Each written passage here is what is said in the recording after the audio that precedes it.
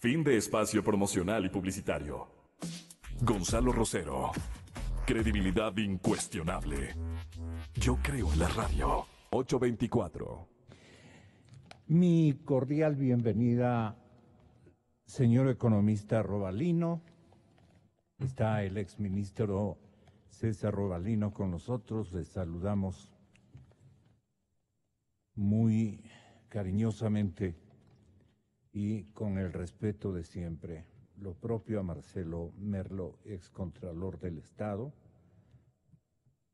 abogado, distinguido ecuatoriano, creíble y un político que ha hecho roncha en los últimos meses en el Ecuador, ¿no?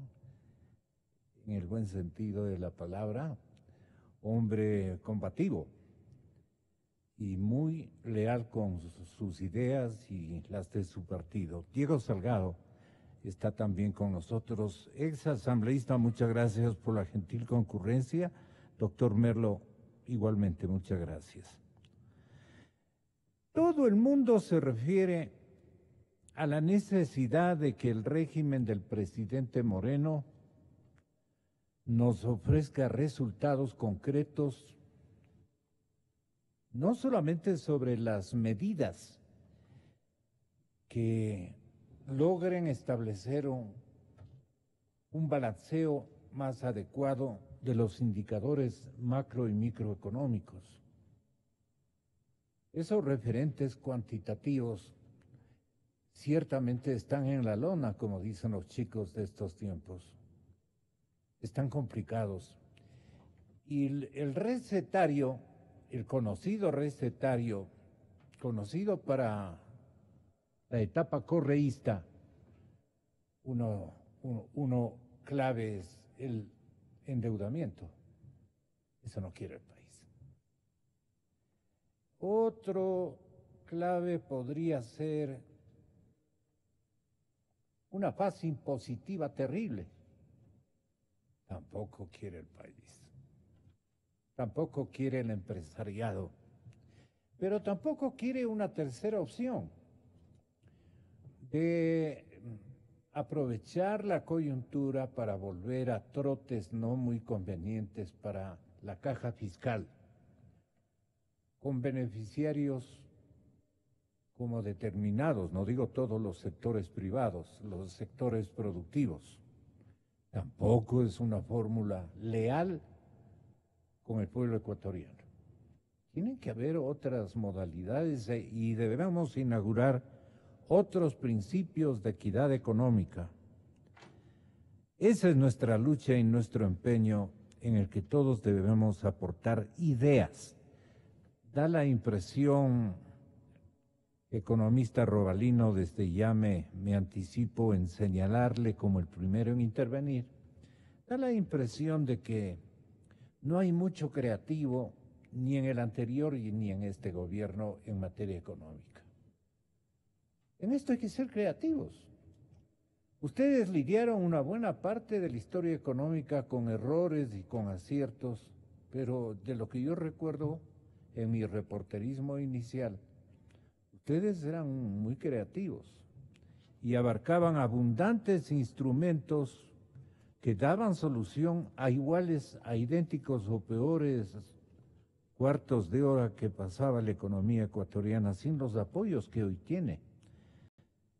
No había quien tribute, no teníamos petróleo, no teníamos algunos otros insumos que hacen este momento posible el diseño de un marco de referencia y de ajustes más equitativos para el Ecuador. El asunto económico es clave,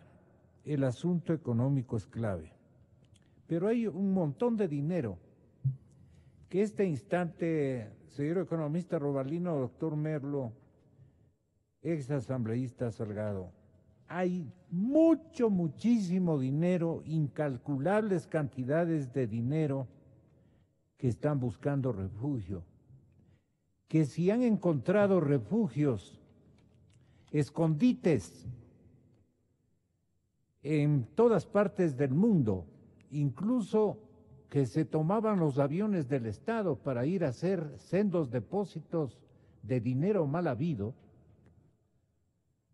No nos hagan hablar.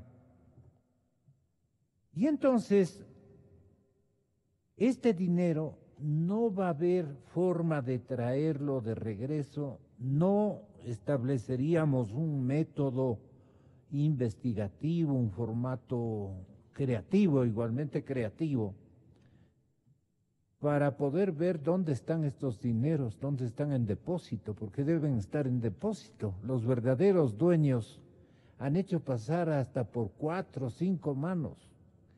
Y aquí se han venido y se han inventado bancos internacionales con unas oficinas que parecen, para que la gente que no conoce estas islitas en el Caribe se imaginen, un pueblito de los nuestros, un caserío de los nuestros parecerían. Y a mí me dicen al pasar de un avión que me llevaba a Caracas, hace rato, me llevaba a Caracas y ahí tenía que abordar. Yo me fui en un buen avión de línea europea, pues no. Y ahí me hacían bajar, nos hacían bajar a las personas que íbamos a Venezuela, en esta isla a la que seguramente ustedes se van a referir, lo estaba recordando anoche. Y pasábamos a un avión de mala muerte nomás, pues no. Esos, no le digo esos tames viejitos, no, nuestros tames todavía están en buen estado. Unos peores, y se llenaban como la flota imbabura. Y volábamos desde esta isla por espacio de unos 40 o 45 minutos hasta la ciudad de Caracas. Y ahí era nuestro destino. Eso con una línea alemana Lufthansa, la que le trae al Santo Padre a la ciudad de Bogotá. Bueno, hay que también conversar, pues no con el oyente. Y entonces, ¿qué pasaba ahí? Que allí habían unas tiendas, igual a las tiendas de abarrotes que hay en los barrios populares de nuestra capital o de cualquier ciudad ecuatoriana. Ahí habían bancos, ahí habían financieras internacionales, habían los depósitos donde usted entraba con maletas seguramente de dinero o con otros papeles. Ya nos advertirá tanto el excontralor como el distinguido banquero por el lado de que su mayor responsabilidad ha sido la banca, ¿no? Su mayor responsabilidad laboral ha estado en la banca. Sí, claro. Usted ya identificará su... Nos meten en la misma canasta. Porque usted en cambio es un buen asesor, exactamente. Y eso me parece que es lo que ha ocurrido en estos robos. Fueron a Panamá, como ya sintieron que en Panamá las cosas se pusieron difíciles, se volvieron a otros, y deben estar en un montón de países.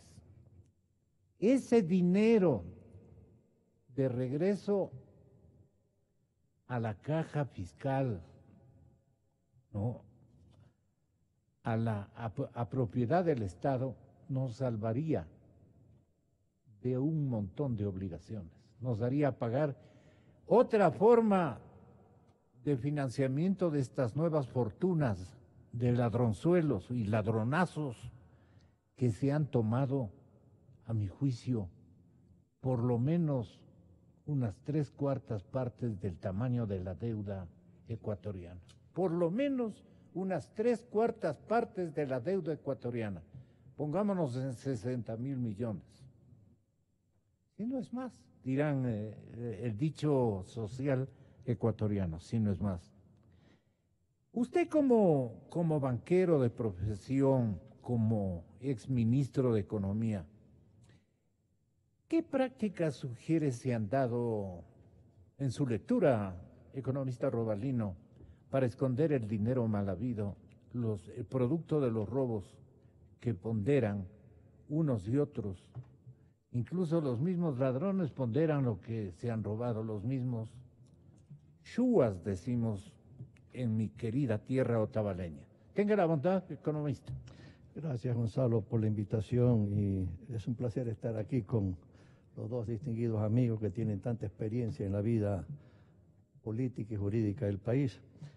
Mire, antes de eso, permítame decirle, usted hablaba de una serie de complicaciones que tiene la economía y efectivamente los desequilibrios están presentes, siguen presentes. Yo no creo que el presidente vaya a tomar medidas que en un momento dado reduzcan la confianza que hoy por hoy tiene el país con respecto a él. Fíjese que dicen las encuestadores que hay 80% de aceptación, credibilidad, etcétera, etcétera, etcétera. ¿Por qué? Porque está de por medio si convocan a una asamblea constituyente, a una consulta popular, y mientras no haya resultados de lo uno y lo otro, el gobierno se encontrará paralizado, porque no podrá correr el riesgo de tener efectos políticos totalmente inconvenientes, no para el gobierno, sino para el país. Así que la economía y sus desequilibrios y las soluciones van a tener que esperar lamentablemente, lamentablemente. Y el mayor problema de desequilibrio son las finanzas públicas, que el gobierno anterior dejó quebrado el gobierno, financieramente hablando, ¿verdad? Y hay que resolver ese problema, y hay que resolverlo. Y aquí le digo también, no se olvide, eso no se resuelve así porque sí, pero hay que llegar a un acuerdo entre gobierno, empresarios y trabajadores. Todos tienen que cooperar en términos de un esfuerzo de restaurar los equilibrios, pero después de que haya los resultados de la consulta o de la asamblea constituyente. No se puede correr riesgo. Alguien dirá, pues, pero César, si tú sabes mejor que la economía no aguanta más, etcétera, etcétera, etcétera. Sí, pero políticamente hay la prioridad política, creo yo, lamentablemente. Que todavía la economía aguanta y se va a seguir deteriorando, sí, se va a seguir deteriorando. Y de estos problemas, aún con una serie de políticas económicas diferentes al gobierno anterior, no se sale, escúcheme bien, sino es con más deuda, lamentablemente, desde el punto de vista práctico. Porque uno dice cosas tal vez aisladas, alguien diría. La deuda que el gobierno tiene con el Seguro Social, el seguro de salud, 2.500 millones sin intereses, creo. ¿Cómo lo va a pagar? Ya la Contraloría hizo un estudio independiente y dijo ya hay a pagar, auditorías, ¿verdad? ¿sí? ¿Cómo paga? No hay plata, así de simple, ¿verdad? ¿Cómo le paga a los maestros que se retiraron un convenio con el gobierno y que ya ahora aparece la información de que hay $1.000 millones de deuda? Yo he conversado con algunos de esos maestros, X y Z, ¿verdad? Y me decían que está dispuesto a recibir bonos del Estado y en la que sabe que van a perder el 10% de descuento, ¿sí? Pero hay 1.000 millones, ¿de dónde saca la plata el gobierno? ¿Sí? ¿De dónde? Naturalmente que estas soluciones con deuda, y no aisladamente, sino en un plan económico de 4 años que se supone que a fin de este mes el presidente y su gobierno van a anunciar el plan económico. Y ahí estará metido una serie de cosas. Pero yo le digo una vez, al transparentar las finanzas públicas y el tema de la deuda, que no es lo que dijo el gobierno anterior, sino como 60.000 millones de dólares que el propio presidente en una información al país ha dicho, esta es la deuda. 58 el presidente saca como cuenta, yo siempre hice un cálculo de 60.000. Habrá que reformar la ley de finanzas públicas, por ejemplo, y planificación, para ese límite del 40%, que es falso porque sencillamente han violado eso cada vez más, tirarle al 60%. ¿Para qué? Para transparar las cifras, que no hay alternativa. Si un economista dice todo lo contrario, no es realista, pues así de simple, ¿verdad? Entonces, los desequilibrios están ahí. En los 100 días del gobierno todavía no hay nada que indique a los mercados que este es el camino. Esperemos el plan económico. 1, 2. Ahora, sobre el otro tema que usted decía, ¿no? Hay una relación... Pero es la importancia que tiene por su cuantía el ocultamiento de dinero, producto de tanta trafacía de sobreprecios de toda una década. ¿A cuánto cree usted que asciende eso? Hay mucha especulación, le digo, ¿no? Hay mucha especulación. Por ahí corre el rumor y hace cálculos como la siguiente. A ver, en 10 años, Sí. ¿Cuánto fue el gasto público del sector público no financiero? Dicen un poco más de 300.000 millones de dólares aproximadamente. Ya. De eso, el 70%, por lo menos si no es un poco más, es del gobierno central, Ya. con sus empresas estatales, etcétera. Entonces uno dice, eso significa más de 200.000 millones de dólares. De eso, ¿cuánto es la inversión pública? ¿No? 30%, si mal no recuerdo, 70% es gasto corriente, sueldos y salarios, etcétera, etcétera, etcétera, ¿no? Entonces usted tiene más de 60.000 y pico de millones de dólares, ¿verdad? En inversión pública. En 10 ¿no? años. En 10 años, más de 60.000. Sí. Entonces comienza una serie de gentes y dice, por ejemplo, yo conozco que pedían el 20% de comisión, tales y tal y tal y tal Barato. proyecto. Yo conozco que es 10%. Entonces uno dice, sea lo más conservador en ese cálculo especulativo, 10%, vamos a suponer, ¿no? Dice entre 60.000 y pico, más de 6.000 millones de dólares. Oiga, esta es una monstruosidad de plata, pues, ¿no? Entonces, estos son especulaciones. No digo que a veces hay cierto razonamiento en una u otra metodología, pero todavía no se sabe exactamente en 10 años cuánto es el perjuicio que ha tenido sencillamente el Estado porque se lleva un montón de plata. Ahora, usted decía, oiga, hay que hacer devolver a toda esa plata. Si son 6.000 millones, imagínese, vienen 6.000 millones de afuera y arreglamos el problema fiscal. Perdóneme. No viene de Eso una. es demasiado simple. Así no funciona el mundo real. Para y eso así le no invité funciona, para que nos indique así no cómo debería funcionan la gente, funcionar así el no- rescate de ese dinero mal Así habido, no funciona la gente Claro. que ha perjudicado al Estado y se han llevado X cantidad de plata afuera. ¿A dónde cree usted que fue ese dinero? Son los paraísos fiscales, por una u otra forma, que todavía hay paraísos fiscales, no importa cuáles sean estos, ¿no? Y no solamente en América Latina, pues no es solamente Panamá o el Caribe, hay a nivel internacional en el Asia, ¿no? Entonces, claro, todavía siguen las investigaciones para saber a dónde va todo ¿Quién esto. está Y investigando eso, la economista? Fiscalía, pues, y eso, le cuento, va a demorar mucho tiempo. Entonces, un momento dado, yo no puedo estar esperando como gobierno que me lleguen 2.000, 4.000, 6.000 No, millones. no hay No, cómo. yo no puedo. La economía no puede esperar eso, ¿no? Segundo, hay una idea en esta materia que hay que tener cuidado, que el gobierno ya anunció, que están preparando un proyecto de ley para estimular a la gente a la repatriación de capitales. Ya. Interesante la idea. Hace 30 años lo hizo Argentina. Sí. Pero hay que ver el texto, porque uno normalmente dice, yo soy normalito en mi formación, pues. Si alguien se llevó 1.000 millones, yo le voy a perdonar con una ley. Trae nomás los 1.000 millones. No te va a hacer nada si obtuviste en forma no Lícita. ética esos 1.000 millones. Y trae nomás. Ahí hay un choque, ¿no? Contra la moral pública. Pues no, perdóname, yo no acepté eso. No estoy formado para aceptar esas cosas. Entonces, le digo, aquí ha surgido un nuevo dato, el Saibán. ¿Ve el Saibán? ¿Sí?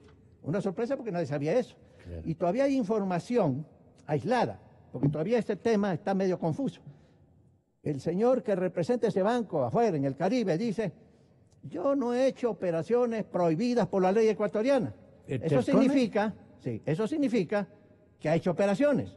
Ya. Dos, hay una información por ahí, no sé dónde apareció, que el superintendente de banco dice que ese banco no tenía autorización Así para es. operar, ni tenía, por lo tanto, asumo yo, oficina de representación, ¿verdad? Tampoco. Luego, dicen, hay unas personas detenidas que dicen que atendían en una oficina en la avenida de Los Chiris, ¿sí?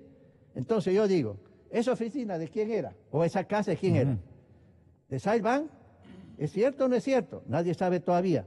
¿Y quién era el arrendatario? ¿Y quién es el arrendador de esa oficina o de esa casa Un para señor atender? Terán. Los tres detenidos dicen, bueno, a mí me contrataron para hacer contactos aquí, contactos allá, y tal persona en Cuenca me daba los datos, las informaciones, teléfono, nombre, apellido de una serie de personas. Si eso es cierto, si eso es así, eso significa que esas personas contratadas eran empleados o por honorarios de ese banco del Caribe, sencillamente lo que hacían es captar recursos en nombre de ese banco. Eso es prohibido. Eso es prohibido. La Prohibido fiscal y Diana prohibido. Salazar también les preguntaba, ¿y quiénes eran los mayores clientes de Claro, este banco? claro. Y da nombres. Claro, pero la superintendencia de banco ¿Qué tiene se que... puede hacer con la esta recopilación la superintendencia- operada por la señora por la señorita Diana Salazar, la Bueno, fiscal la fiscal- auxiliar o jurisdicción, no, provincial la fiscal creo lo que que es. tiene que decirle al superintendente, oiga, mi regional. amigo, en esta época en que hay cooperación internacional bancaria y de los fiscales también, venga, superintendente, dígame, ¿qué sabe usted de ese banco en la cooperación internacional que tiene entre la superintendencia de banco? Cuénteme más. No solamente dígame que no estaba autorizado, sino dígame cómo es el asunto. Luego, aparece la información que en varios años un banco, Capital, este es el dato público, recibió 153 millones, eso dice la prensa, ¿verdad? Entonces uno dice, bueno, ningún banco puede abrir una cuenta corriente, una libreta de ahorro, puede hacer una inversión financiera, si no se sabe quién es la persona. Si es una persona jurídica, tiene que haber los estatutos, el nombramiento del representante legal, etcétera, y de dónde se origina la plata, de dónde vienen las transferencias. Ese banco sabe y tiene que estar adentro en los archivos de ese banco toda la información. Y si es persona natural, también pues cualquier banco, uno va a abrir una cuenta nueva, sencillamente le comienzan a chequear quién es usted, de dónde viene la plata, dónde trabaja, etcétera, etcétera, etcétera. Esa información tiene que estar en ese banco. Entonces la superintendencia debe haber puesto un inspector para sacar y obtener todo ese tipo de información y En este momento ya está proporcionársela a la actuando en fiscal. el Banco Capital ese inspector. Asumo yo. El superintendente yo hubiese hecho ya Y si ha cuando habido apareció un la notable noticia. descuido de seguimiento porque estaban conchavados. No digo aconchabado, pero sencillamente... Pero es que, vea, sin un banco eso no funciona. Sí. Pero le Claro, digo, sin un banco, y ahí está el Banco pero que la Capital. ¿De quién es superintendencia- el Banco Capital? ajá. Todas esas cosas. Bueno, el ¿De banco- ¿Qué ha hecho Telconet en este tema? Bueno, el banco, su Está muy funcionario- aludido Telconet en todo el enredo de dineros mal habidos. Todo eso es una pregunta que nos Claro, hacemos sí, los sí. ciudadanos. Sí, Vamos sí, viendo sí, qué sí, dice sí. Diego. Sí, ¿Cómo, sí. Sí. ¿Cómo concibe usted el problema? Bueno, primero un gusto estar aquí y mejor Necesitamos aún. de un banquero de la experiencia de César Diego. Robalino. No, No. no, ¿qué pasa? No, casi ya ni con cuenta bancaria. Ya me acabo de enterar el decreto austeridad, ¿no? Que bajan a los burócratas del 10%. Pero No a fíjese, los altos burócratas, sino a todo el mundo. entendería que, no sé. Creo que es a todos. Pero A fíjese, todo el mundo. Fíjese lo Porteros, injusto. conserje, todo el mundo. Todo. Fíjese lo injusto. Banqueros Antes también. También saludo banqueros. con esta mesa, tengo el honor de compartir con el doctor Marcelo Merlo y el economista César Robalino y por supuesto Gonzalito con usted. Pero simplemente un gráfico, son algo más de 500,000 burócratas a nivel nacional, hay cifras que hablan de 600,000. Pero justamente este SAIBank, del cual hace mención César, manejaba una base de datos, según la información de diferentes medios de comunicación, de más de 20,000 potenciales clientes. 20,000, me quiero imaginar que son 20,000 funcionarios públicos, y hablo de funcionarios públicos, no de servidores. Ahí hay una diferenciación. Servidores públicos son los que tienen autoridad y de decisión. 20,000, es decir, supongamos que los 20,000 de la base de datos son personajes que se hicieron de dineros públicos, es decir, se robaron dineros públicos, pero por esos 20,000 pícaros, por esos 20,000 ladrones, tienen que pagar 500,000 burócratas. Es decir, ahora se le está rebajando el 10% del sueldo a una familia ecuatoriana que vive de su padre o madre o abuelito, empleado público, para pagar la deshonestidad de 20,000 de la base de datos del señor dueño de ese SAIBank en el Ecuador, que creo que operaba desde Cuenca. Entonces, esas son las barbaridades que pasaron los 10 años de impunidad, las injusticias. Ahora tenemos que pagar justos por los pícaros correístas que pasaron los 10 años y que además se encuentran toda esta... ¿Y por qué cree que son correístas? Mire, porque son los 10 años de correísmo. Glass no es leninista, es correísta evidentemente, o no sé si es riverista por su tío, el mejor tío, que aparentemente se hacía rico a costa del cargo de su sobrino en la vicepresidencia y en otros ministerios, pero digamos, todo esto que nos engañan, ¿no? Hablar que el culpable de la corrupción son los paraísos fiscales.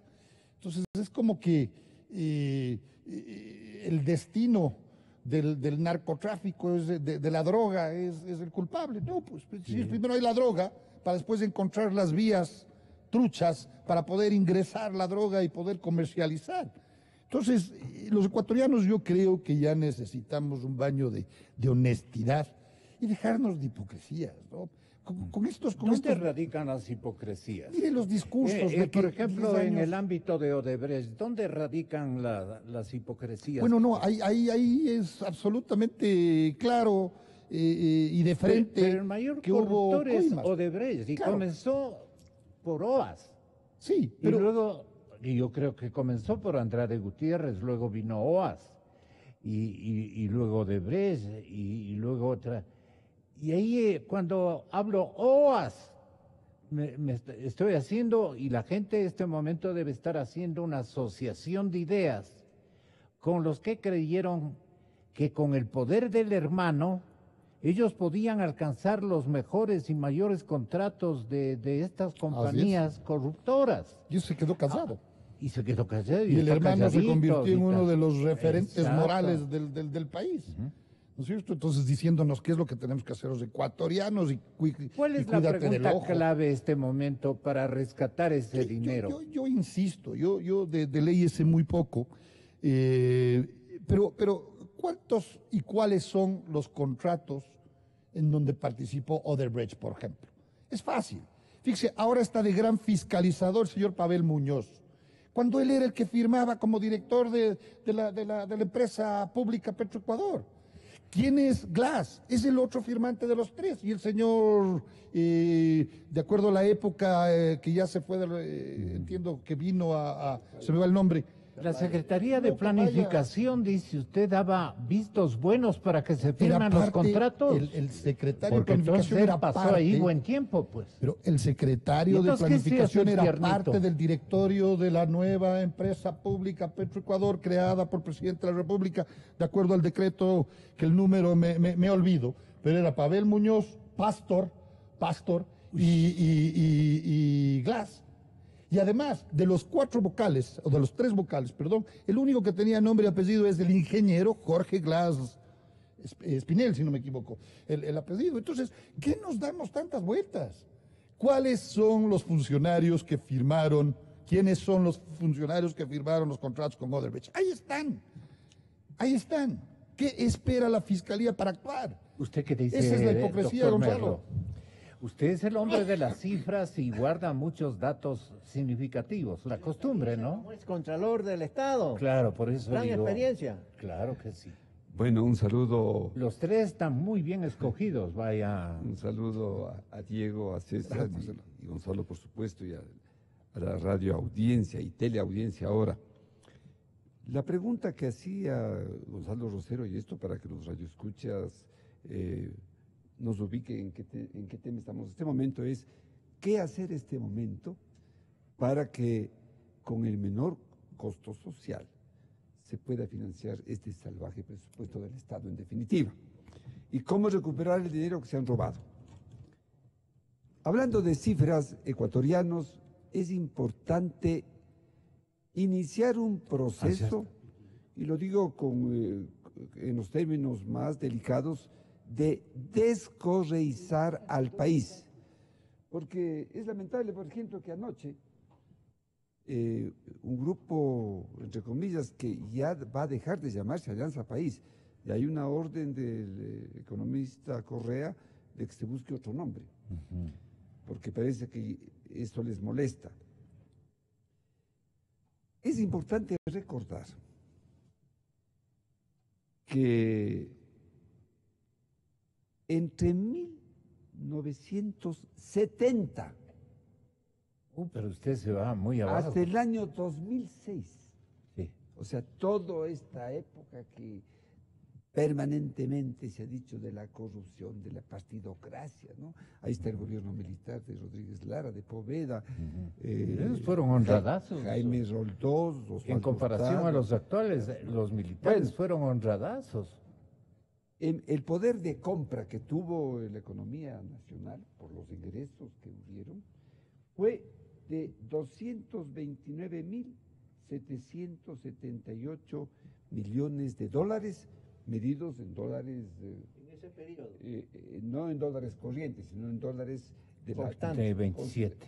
en dólares de un mismo valor, frente a los gastados en el gobierno de Correa, que son 229.821 entre el 2007 al 2016, 229.788.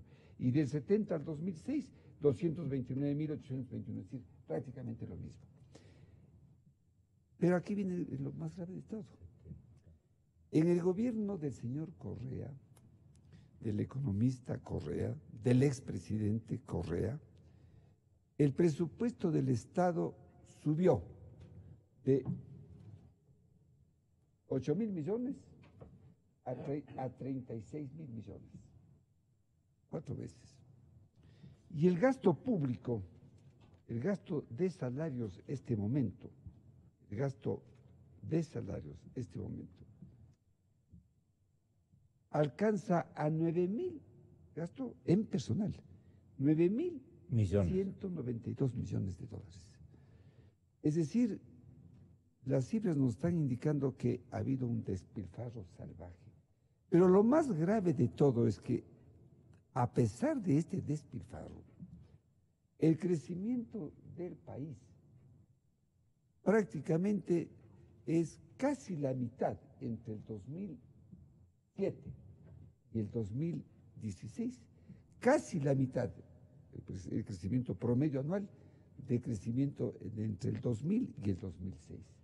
Las últimas cifras del Banco Central, que por fin se ha liberado ya del temor de publicar la realidad, y te ruego, César, tú que estás muy cerca y a Diego que le encantan estos temas, las últimas cifras del Banco Central estarían señalando que realmente lo que hemos vivido en los últimos años nos da un promedio de crecimiento apenas del 1.7, incluyendo los años fabulosos del petróleo. Ahora bien, Gonzalo nos propone y nos dice cómo recuperar la plata. Que se han robado. Se han robado.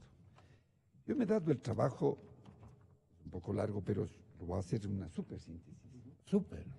¿Cómo hicieron estos malditos de Odebrecht para robar tanta plata, no solo en el Ecuador, En sino en toda la otros región. países? Armaron 10 mecanismos. Por eso es que el presidente Moreno dice, este es un laberinto de corrupción en donde es casi imposible saber en dónde está o cómo lo hacían. Lo que estamos viendo ahora del Sidebank ya nos da una pista de cómo estaban operando, ¿verdad? Pero eso es para ocultar. Así es, ¿no? Para robar es otra forma, debe haber otro método. Tuvieron un mecanismo entre el 2006 al Perdone, 2009. ¿cuáles fueron los métodos de tomarse el dinero? Inicialmente crearon 2 unidades en el Brasil, el A y el B. El A era el supergerente en Brasil y el B era el encargado de armar o dirigir la división ¿Cuáles de fueron operaciones. aplicados en el Ecuador? Todos, porque aquí viene el tema. La gente está confundida. Estamos en el día a día que comparece alguien de Odebrecht, que hay delación, que han hecho unos acuerdos. Hay 3 acuerdos de cooperación con la Fiscalía por parte de Odebrecht. Eso le llaman cooperación eficaz. Cooperación eficaz, que permite inclusive el día de mañana que el trato de las sentencias, bajar las condenas inmensamente. Pues. Se puede bajar, Gonzalo, hasta el 90%. Qué increíble. Y no permite que se involucre la Procuraduría también eso, ¿no? Eso es un grave problema. Bueno, la Procuraduría, ya hay una comunicación, se han cruzado entre la Asamblea Nacional y el Procurador. Yo tengo esa comunicación de 24 páginas, en donde el Procurador da cuenta de cómo va involucrándose, porque hace una distinción. Dice, en el país tenemos entidades que tienen personalidad jurídica y otras que no las tienen. En las que no las tienen, el Procurador las representa. En las que tienen personalidad jurídica no tiene que representarles, pero tiene que participar también en el seguimiento de lo que se hace. Entonces, en conclusión, hay una figura en el Código Integral Penal que se llama reparación integral. Y esa es la pregunta que En el ustedes código hacen. vigente, Sí, ¿no? sí. Hay una figura que se llama ¿Qué? reparación integral. ¿Qué dice? La reparación integral, estoy leyendo, radicará en la solución que objetiva y simbólicamente restituya, en la medida de lo posible, al estado anterior de la comisión del hecho y satisfaga a la víctima. Su naturaleza y monto dependen de las características del delito, bien jurídico afectado y daño ocasionado. Entonces, necesariamente, una vez que se produzcan las sentencias, hay que ir señalando cómo se hace esa reparación integral. Y Don Marcelo, ¿puedo hacerte una preguntita? Sí. Tú eres miembro de la Comisión Anticorrupción, que está Así es. haciendo un extraordinario trabajo, y felicitaciones nuevamente a cada uno de ustedes, ¿no? De los integrantes. Pero ¿cómo estimular a que, por ejemplo, el excontralor venga al Ecuador y cuente lo que tiene que contar, haciendo un acuerdo con la Fiscalía, naturalmente, uno? ¿Y por qué la Fiscalía no llega a un acuerdo con Carlos Pareja Yanuseli para que Ya le tienen, entre a presentar las pruebas? Ya le Pregunto. tienen con la boca cerrada, creo. Pregunto. Sí, pero nosotros desde la comisión lamentablemente no podemos hacer nada. Simplemente Exactamente. lo que estamos en este momento es receptando nuevas denuncias que se están... Pero ¿no cree produciendo que en la ahí ley. ha faltado energía para, a nombre de la ciudadanía, reclamar el hecho de que el señor Capaya ya hace rato que debía haber estado ante las autoridades de la Fiscalía decantando todo lo que él comprometió en su retorno y antes mismo de que él piense regresar? Se han quedado con una especie de chantaje de quinta categoría de que le suelten al hermano, al hijo, o al hijo creo que es. Para él es de significa, pero para callarse. O sea, están logrando que Capaya se resuelva a hablar siempre y cuando tenga la garantía de que a uno de sus familiares le excusen o le justifiquen cualquier intervención porque él no sabía, qué sé yo. Y el grueso de las denuncias que él le debe al país y que la Fiscalía debería reclamar el doctor Vaca y Diana Salazar, nos tienen entretenidos con otros escándalos de menor cuantía. Gonzalo, es que ese es el problema. Nos están engañando, nos están el engañando. problema es radicalmente ese. La forma como se están conduciendo los procesos en la Fiscalía General nos dejan demasiadas dudas e inquietudes. La fiscal Diana Salazar actúa hasta donde ella puede. ¿Hasta dónde le autorizan? No, hasta donde ella puede. Parecería, ¿no? Y una vez que, como gozan de fuero de corte, asume el titular, la continuación de la investigación es en donde comienzan a surgir estas cada vez mayores dudas de la forma como se está manejando el tema. Y sobre todo... Ahí salen los temas del Saibán, Claro. para entretenernos. No, señor fiscal Vaca, estábamos en esta parte, usted ya tiene 10 indicios concretos con responsables en esos indicios. Usted tiene 10 indicios, producto de las 77 preguntas que le formuló la fiscal auxiliar Diana Salazar. ¿Qué usted viene con otras cosas? ¿Para qué viene con otras cosas? El cuento todavía no ha terminado, el cuento de Capaya, ese es el que nos interesa, porque dicen que si Capaya hablara, todo se Odebrecht queda muy sabría. chiquito. Porque Odebrecht realmente manejó Claro, negocios concretamente al Odebrecht... lado de Diego, de sí. petróleo, por Sí, ejemplo. concretamente Odebrecht ha manejado, aparte del Metro de Quito, contratos de 1.730 millones de dólares. ¿No? Nada más que eso. Pero no olvidemos que lo que se calcula, y en esto yo discrepo con mucho respeto con César, Lo que se calcula pueden ser lo que se han robado a través de los sobreprecios. Justamente en este sistema de pagos de Odebrecht, el mismo sistema es aplicado para los otros casos. Lo que se calcula superaría los 20.000 millones. En 10 años. En 10 años, sí. Porque en definitiva, cuando se dice, por ejemplo, cuánto se ha gastado en infraestructura, fue el expresidente Correa en su informe a la Nación, en donde dice que lo que se ha gastado bordea los 80.000 millones en infraestructura. Y es ahí donde han robado. Aparte de que también en el gasto corriente, ojo, aparte de que también en estos 9.000 millones que es ahora el presupuesto del gasto de sueldos, vía esta malhadada reforma que hicieron al reglamento de los CEP, les pagan viáticos, transporte, movilización, cuando concurren no a desempeñar actividades propias de su función de servidores públicos, cuando concurren a visitas de observación, conferencias, etcétera. Y entonces aquí viene pues el punto. De esos 80.000 millones, según información oficial, en salud 13.500 millones. Hay que investigar y hay una gran preocupación que la inició el propio presidente Moreno y dice, bueno, si en algunos hospitales no existen ni los elementos básicos para atender a los pacientes. Salud, 13.500 millones. Educación, 1.130 millones. Vialidad, 9.873 millones. Electricidad, 11.274. Total, 35.000 millones en estos sectores. ¿Cuánto produjo el boom petrolero que inauguraron ellos, hago una preguntita, señor economista? Por ser preguntón, pero tú dices, no, información que venía del gobierno anterior de Correa, inversión pública más de 80.000 millones de dólares. Sí. Y tú calculas, según un método X, que deben ser 20.000 o más millones los que se han robado. Sí. O sea, eso implicaría que se han llevado el 25% como honorarios, comisión, robo de ese gasto, 25%.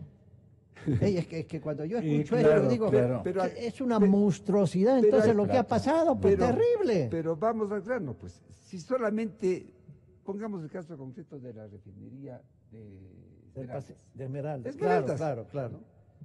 ¿Cuánto se presupuestó? Claro. E incluso se dijo que la Contraloría ha establecido que hasta ahí admitido. Esos trapos que están ahí en las coyunturas de... 800 millones, dijo la Contraloría. ¿Y cuánto se terminó gastando? 2.200 millones. El ministro Carlos Pérez dice, él dice, nos quieren tomar el pelo, indicando que de los 2.200, 1.100 son obras contratadas y 1.100 se imputa a gastos de operación. Por favor, pero si hasta hablamos. Y hablando de la refinería de Esmeraldas, y aquí sí, Gonzalo, yo quiero ser muy enfático. No puede ser posible que todavía hagan mucha presencia en el país los cómplices, encubridores o corresponsables de lo que Diego decía, una administración pública torpemente conducida. Porque para hablar de la refinería de Esmeraldas, Gonzalo, ¿no? En todas partes del mundo, hasta en los países con menos cultura política económica, cuando se proyecta una refinería y tú sabes, ¿no? Que se dice, bueno, vamos a construir una refinería que nos permita producir los derivados que consume el país, pues. Porque si no sería el absurdo que construyamos una fábrica aquí para exportar la materia prima al exterior y traer los derivados que aquí necesitamos. Y da la casualidad que la refinería actual, repotenciada o reconstruida o nueva, lo que se llame, lo que produce es apenas. Se termina el tiempo. En lo que tiene que ver con gasolina, con gas licuado, el 4.7%. 4% en gas licuado. Gasolinas, 27%. Jet fuel, 5%. Y nos sobra casi el 50% que no necesitamos. Y se han llenado de solvencia indicando que esa refinería en el mercado vale 8.000 millones de dólares. Y lo dijeron públicamente al inaugurarla. No, 8.000 millones de dólares. Por los trapos. No. Y decían, si hubiéramos concesionado, imagínense a estos de la empresa privada que querían dar 800 millones, supongamos que hubieran gastado lo que hemos gastado hasta nosotros, 1.200 millones, el día que inauguró el expresidente. Sería bueno que le concesionen. No, a eso voy, 2.000 millones, pero tenemos ahora que vale 8.000 millones. La pregunta del millón es, si eso vale 8.000 millones, la utilidad más conservadora, Gonzalo, en 8.000 millones, póngale al 10% en una inversión de riesgo. Son 800 millones. De utilidad que debió haber dejado. Claro. Y ocurre que el actual ministro de Hidrocarburos dice, hay que gastar 400 millones adicionales. más. Hay que paralizar 45 días por Con lo unos menos. costos impresionantes para el Entonces, Ecuador. le han quebrado al Ecuador, pero insisto, ¿cómo puede ser posible que los ecuatorianos tengamos la memoria tan frágil? Y nos dejemos un poco engañar respecto Pero a que ha sido un el gobierno ministro Pérez extraordinario. les da los números, les da, digamos, todos los Muy datos claro. como para, muy claro, extremadamente claro. Y entre ellos que se manejan con las fiscalías, con toda la dimensión de entidades de control y con el ministerio tal, el ministerio cual, la comisión ni sé cuántos. Y la propia presidencia, en la presidencia hay una cantidad de gente que se le tiene o se le mantiene allí simplemente para que sea una informante interesada o un espía de lo que Fíjese, están pero tratando de hacer allí el en la diagnóstico que presidencia. hace el El ministro- señor presidente de la República no puede hacer nada porque está rodeado de gente que está cubriendo o encubriendo a los que han cometido Claro, esto. sí puede hacer algo, puede sobre eso, cambiar. Es que sobre ya ha eso- llegado el momento de presidente pensar debe en cambiar. eso, Sobre eso, ¿no? que es un tema diferente, yo digo, el presidente debe provocar Producir. una crisis de gabinete Ujú. y aceptar la renuncia de todas aquellas personas, ministros, subsecretarios, asesores que trabajaron con Correa y que cooperaron a armar todo esto, ¿no? Y con una política económica totalmente que nos ha conducido a los problemas que está enfrentando el nuevo presidente. Tiene que probar la crisis y deshacerse de estas personas. Ya la directiva de Alianza País, con unas declaraciones que han hecho ayer la secretaria, etcétera, etcétera, le están declarando la guerra abierta al presidente. El presidente tiene que moverse. Sí, pues, no se olvide. Ustedes vieran el comunicado que han elaborado anoche. Es un comunicado terrible. de 10 puntos bien fuerte contra Claro, el presidente sí, sí. Moreno. Y el presidente Prácticamente Moreno- le declaran la guerra Enemigo.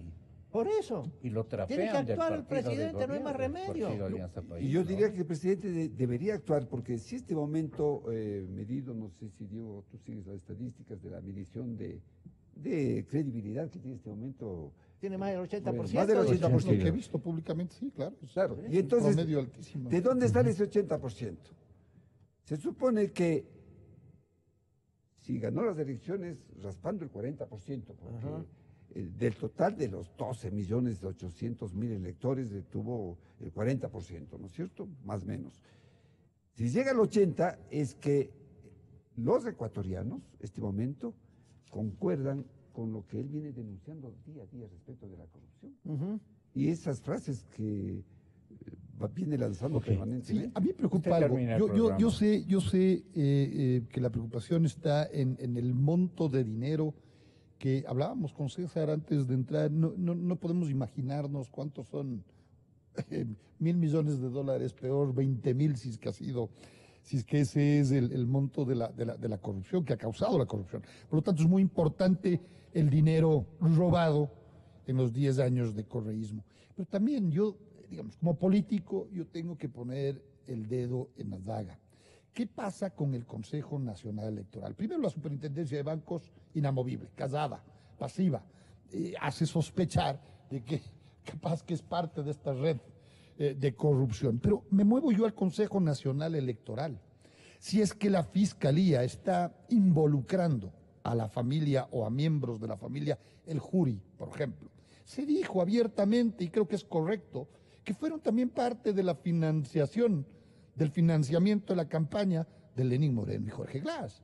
¿Qué está haciendo el Consejo Nacional Electoral en cuanto a eso? Entonces, hay demasiado, digamos, y no tenía por qué ser diferente. Lenín Moreno viene de Alianza País, es el mentalizador, uno de los 5 o 6, según escucho, mentalizadores de lo que conocemos como Alianza País. Yo no quiero decir que él esté involucrado en la corrupción con Odebrecht, no quiero decir que esté involucrado con la corrupción directa de la comercialización del petróleo, pero por desgracia también le topa, aparentemente, el financiamiento de su campaña política, y por eso ahora está en Carondelet. Entonces, se requiere, y por eso yo insisto, de transparentar los asuntos públicos.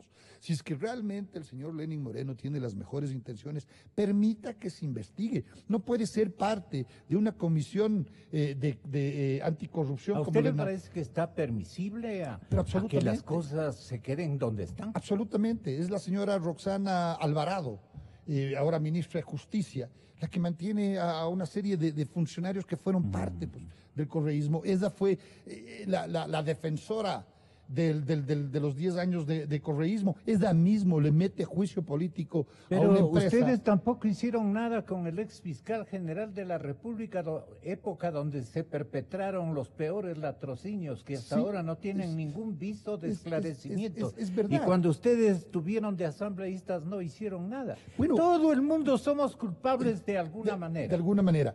Lo que estaba en nuestras manos se hizo. Yo le convoqué inclusive al vicepresidente de la República. Yo estoy inclusive tramitando y contando los días para poder pedir inclusive la revocatoria de mandato de la presidenta de la Comisión de Fiscalización en la Asamblea Nacional. Esa no permitió la señora Gijón, María José Gijón. Esa no permitió. Carrión. Sí, Carrión. Esa no permitió que llegue a comparecer el vicepresidente de la República. 3 veces. La última vez inclusive pedí a la señora Roxana Alvarado, presidente encargado de la Asamblea Nacional, que le convoque, que le invite. Pero si sentarle a que diga la verdad a un funcionario, no es pues un juicio, para poder entrar al juicio político. Entonces, me parece a mí que la señora presidente y los miembros de la Comisión de Fiscalización de la Asamblea Nacional también están siendo parte o cómplices con su silencio de lo que está sucediendo, y no se permite que se siente, por ejemplo, ya deberían estar llamándole al superintendente de bancos y que nos cuente qué pasó con el Banco Capital, qué pasa con los bancos de la familia El Juri, que están aquí mencionados. ¿Qué pasa con el SEI? ¿Por qué no convocan al procurador? ¿Por qué no convocan al director de la unidad de Perdió el habla del procurador hace de rato. análisis financiero y económico? Perdón. Perdió el habla del señor procurador hace rato, digo. Yo nunca le he escuchado, jamás le he escuchado.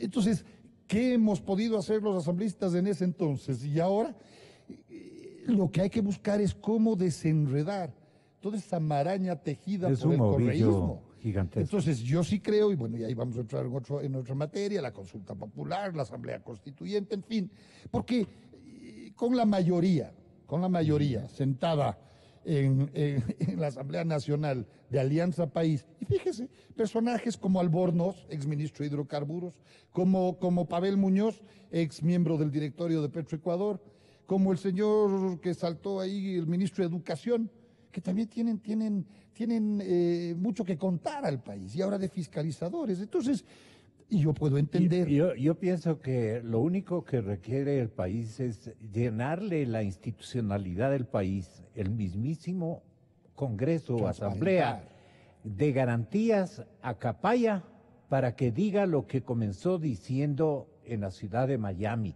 Ahí está todo el secreto pero por eso lo tienen allí aplastado ahí. Pero mire, yo creo en la radio. Yo creo en la radio. Creo en la verdad.